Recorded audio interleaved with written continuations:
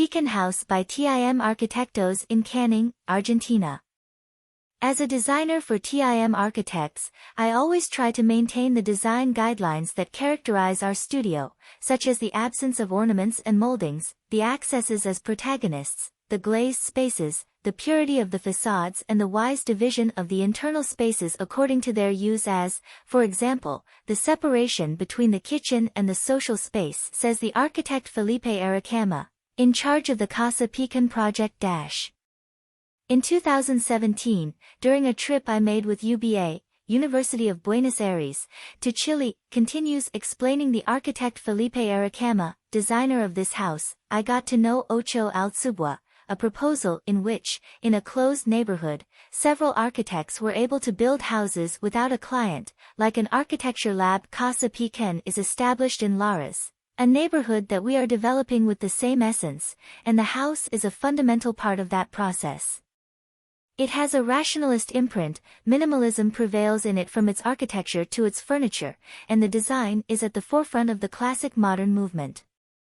The house was designed for a young family with its 150 square meters, divided into 3 rooms, 2 bedrooms, the kitchen separated from the living dining room, and the leitmotif of the work, the social space. This space is the protagonist.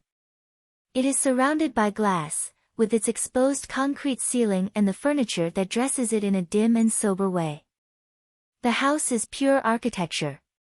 Its rationalist traits derive from the modern movement created 100 years ago that accentuates the purity of the form, the geometry of its elements, and the use of materials such as concrete, wood, and glass. If we take a look at the house from the front, we can analyze that we have 2 plans, a blind one and a glazed one.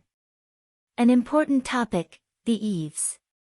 The proposed intention is that the house appears floating above the ground and that the slab on the ground floor is flying.